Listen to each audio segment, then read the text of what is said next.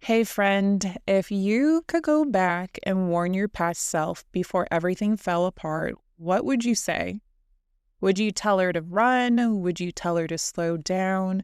Or would you just sit next to her, look her in the eye, and say, hey girl, listen, this isn't going to be easy, but it's going to prepare you for the life you're meant to live. Today, I want to press rewind and take you back to before the breaking point I shared in track 1, before the middle, before the clarity, because the truth is the lessons that prepared me for purpose were already playing and I just wasn't listening yet. So, before we drop the needle on this part of the story, let's set the track for today. And today's affirmation is, my past doesn't define me, it prepared me. So repeat it with me. My past doesn't define me, it prepared me. Let that loop in the background as we go through this episode, because every chapter, even the messy, unedited ones, is part of the final album. All right, let's rewind to side A, before the tape broke. Hi, friend. Welcome to the Clarity Tapes, where we press play on purpose and let every rewind, skip, and scratched up moment become part of the soundtrack that leads to clarity. I'm your host, Michelle Lynette, chaos coach, founder of Mish Agency, and a woman who's learned that the mess doesn't mute the message. This podcast is all about raw reflections and real conversations that remind us even the tapes that got tangled, stretched thin, or recorded over still held our favorite songs. Let's press play. Back then, oh man, you would not have recognized who I was. I am a completely different person now. And back then, I was just living life like a rock star, basically partying till 6 o'clock in the morning and avoiding my truth. I was just giving to people who could never and would never give back. People who would take what I had to offer, use it to get to their next level, and then leave me cold. I had no boundaries. At the time, I told myself that was just who I was. The giver, the caretaker, the friend who always showed up and just never received it back. But if I'm honest, I think I stayed in those cycles because deep down, I didn't believe I deserved better. Time after time, people made me feel like I wasn't worth keeping around. And I was uncomfortable being alone. So I kept keeping myself in those cycles and surrounding myself with people, even if they never had my best interest at heart. It felt safer to be around someone than to face the silence and be alone with myself. Because when I was alone, my thoughts crumbled me. I remember one trip to LA. I had invited my so-called best friend, quote, quote, to come out for a Fashion Week casting. It was actually my first time in LA, and I was super excited of finally getting to go, because leading up to this point, I was networking and connecting with people, going back to something that I truly loved. And I wanted to take somebody with me who, at the time, I thought I could trust. But one night when we were there, actually it was the morning, she kicked me out of the hotel room her sugar daddy paid for. And it wasn't because I did anything wrong. It was because she was high, coked out of her mind. She did not go to bed that night. And also, she tried to convince me that the relationship I was in, the one that was abusive, somehow wasn't, which is wild. That was the kind of friendship I was keeping around. And it wasn't just about who I surrounded myself with, it was about what I chose to do with my time. I had a chance to go to New York and stay in a model apartment, get signed with one of the top modeling agencies in New York. But I stayed home instead because I was in love with someone who ended up cheating on me. Actually, with a girl I could literally see if I stepped out onto my apartment balcony. So as you can see, the blessings that came my way, I took them for granted. God was speaking to me, but I was not listening. I was too scared to be alone and be faced with the music by myself. I pushed everything away. And, that's when God started my waiting period, the one I talked about in track 1. It wasn't random. It was on purpose. And God is very much into the details. He needed to strip away what I was surrounding myself with, strip away the mindset that told me I had to earn love by overgiving, and strip away the noise so I could finally hear him, because God knows I am stubborn. But, he had to take me down to ground zero, basically, so he could rebuild me on a foundation that couldn't be shaken. It reminds me of Matthew chapter 7, verse 24 and 25. Therefore, everyone who hears these words of mine and puts them into practice is like a wise man who built his house on the rock. The rain came down, the streams rose, and the winds blew and beat against that house. Yet it did not fall because it had its foundation on the rock.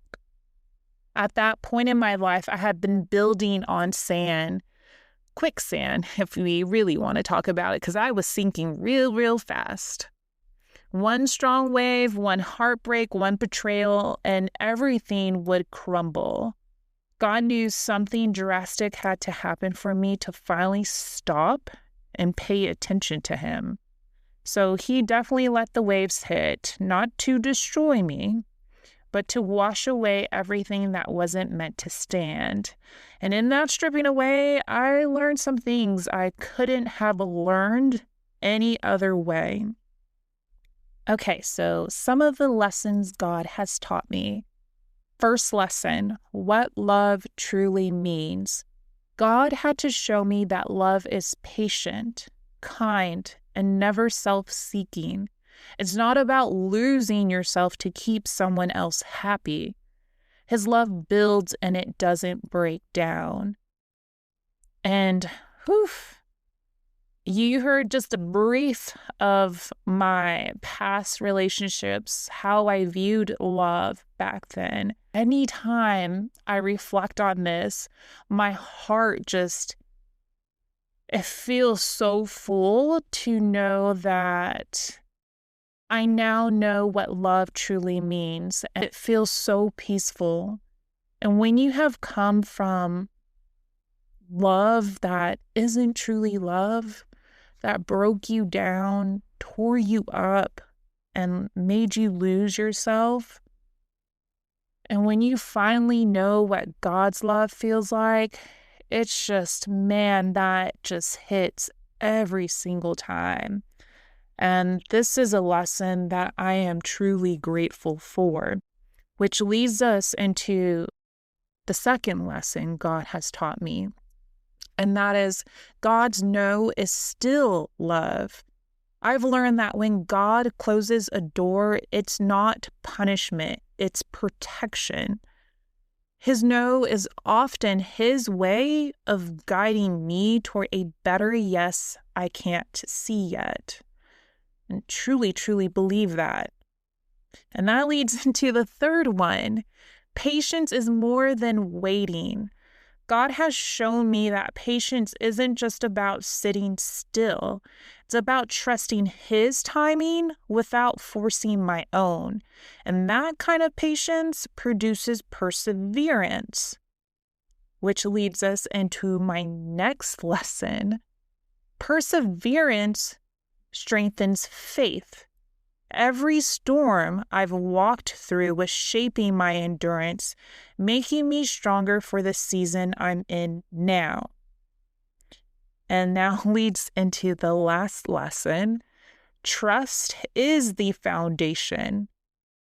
And this is the biggest lesson of trusting Him completely. If I'm saying I love God, I appreciate God's love for me, I should also be able to trust Him. He's taught me patience. He's taught me that no is still love from Him. And that when I am patient during my waiting period and persevering through that waiting period, it strengthens my faith because I trust in Him. I trust in Him completely, not halfway, not peeking through the peephole of a door, fully giving Him all of me and trusting Him completely because His purpose, His plan is better than my own, and I have witnessed that. He is in every detail. Even when I don't understand what is going on, what is the plan, I'm saying, God, here you go. You can have it because I trust you completely. I love you. You have shown me what love truly is, and I'm giving it all to you because I know I'm going to be okay. So, friend, if you are in a season where God is stripping things away, I know it can feel lonely. I know it can feel like loss, but it might just be the reset you need. So, I want you to think back to the times in your life when God removed people, opportunities, or habits, even the ones you thought you wanted to keep. What did that season teach you about yourself or about Him? I want you to write it down or just sit with it for a moment, because sometimes the hardest edits make the beautiful tracks. So your past isn't wasted, okay? Every moment, every single moment, even the ones that hurt, can be remastered into something that serves you now. So let's go ahead and say the affirmation of the day together. Yep, I want us to say it together. I can hold your hand. We can do this. Are you ready? Okay, I got your hand. My past doesn't define me. It prepared me. There you go. Oh, you want to do it one more time? We can do it. My past doesn't define me. It prepared me. Good job. And I want you to say that to yourself throughout today, throughout the weekend. All right? Okay, so if this track spoke to you, I also want to personally invite you to my virtual event. It is the Clarity Club event, your monthly clarity reset, where you will be joined with other creators and visionaries who are also seeking clarity. Because, my friend, you are not alone, and we are going to provide a space and show you how to reset together. So it'll be an opportunity for you to connect with me outside of this podcast. And then also, I do have some fun freebies for my creatives. If you love digital journals, Notion Hub, I got it for you, okay? So check it out on my website at www.nicheagency.com. And as always, if you have any questions for me or want to have just a little chit chat, you can come check me out on my social. So I appreciate you for joining me today and pressing play on purpose.